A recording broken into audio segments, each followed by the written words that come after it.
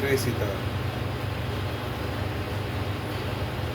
90% हिंदू तो इस प्रसाद वाले प्रकरण पे इसलिए खामोश है कि वो सोचता है कि उसने थोड़ी प्रसाद खाया था, वो वहाँ पर गया ही नहीं, उसने गाय की चर्बी वाला मांस नहीं खाया, उसने सूअर की चर्बी वाला मांस नहीं खाया, इसलिए उसका धर्म तो भ्रष्ट होने से बच गया।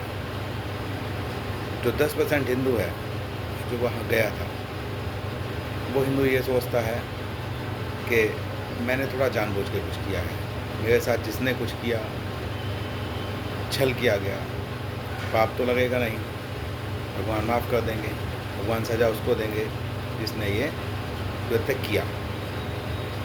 मेरा एक सवाल है सभी हिंदुओं से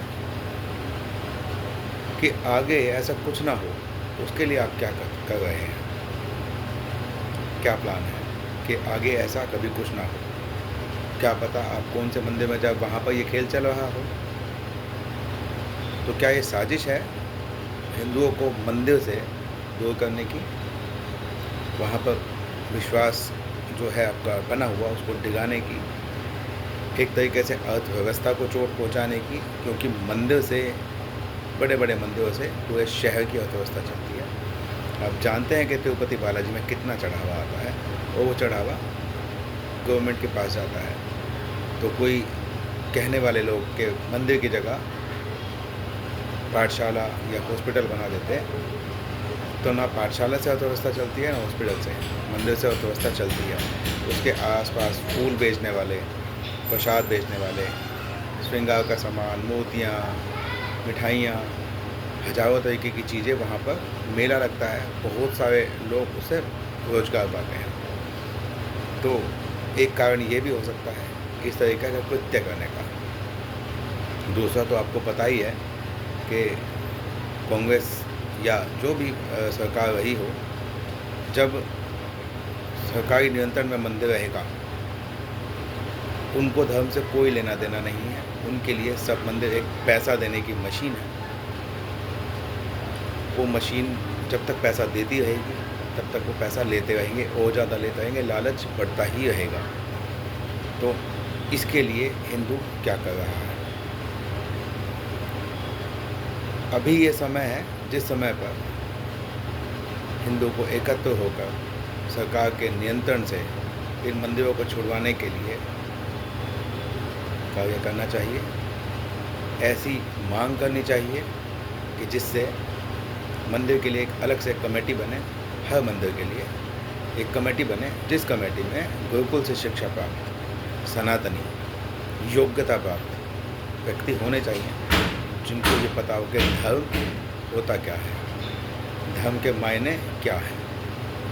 वहाँ पर कोई ईसाई, कोई मुस्लिम या कोई भी अन्य धर्म का व्यक्ति उस कमेटी में नहीं होना चाहिए। जब तक ये नहीं होगा तब तक हमारी आस्था के केंद्र नहीं बच पाएंगे। मुझको पता नहीं आप लोगों को कितना फ़र्क पड़ा है, तो मैं 4 दिन से सो नहीं पाया। मेरे माथे पर जो तिलक आप देखते थे, वो तिलक आपका नहीं दिखाई दे रहा होगा, क्योंकि ये आस्था टूट रही है। अगर दुख हुआ है तो इस दुख को दिखाइए, सड़कों पर आइए, सड़कों पर ना सही, सोशल मीडिया पर कहीं तो अपनी आवाज़ उठाइए। लोग कहते हैं कि बीजेपी ने सिर्फ हिंदुओं के लिए 10 साल में क्या किया। अपने अंदर झांकिए, क्या आपने कुछ मांगा? कोई डिमांड आपने हिंदू समाज ने की इकट्ठे होकर? कोई आवाज़ उठाई बड़े स्तर पर? कोई डिमांड रखी कि हमें ये चाहिए? माँ भी अपने बच्चों को तब ही दूध पिलाती है जब वो रोता है। कि माँ से बढ़कर तो नहीं है ना बीजेपी।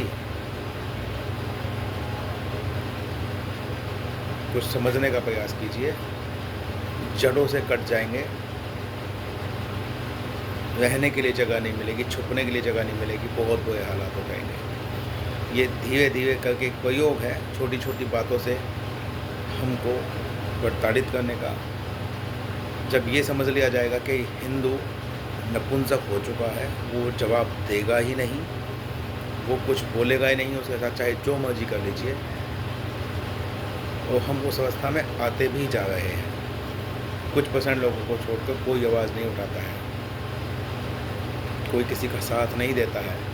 मोहल्ले में अगर कोई गरीब व्यक्ति होता है ना, तो उसको सब हीन भावना से देखते हैं, क्योंकि जब उनके घर कोई रिश्तेदार आता है तो वो देखते हैं कि ये टूटा-फूटा घर जो है, इसकी वजह से हमारे रिश्तेदारों को कैसा लगेगा कि हम कौन से इलाके में रहते हैं, जबकि वो हिंदू ही है, लेकिन दान करने जाएंगे अनाथ आश्रम में।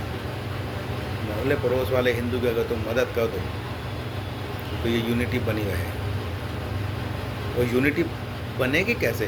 मंदिर तुम जाते नहीं हो, अपने चौपालों पे कभी तुम इकट्ठा होते नहीं हो, गाँवों की वजह से थोड़ा बहुत जो बचा है वो बचा है बस, बाकी कुछ नहीं। क्या होगा, कैसे होगा, कुछ समझ में नहीं आ रहा है।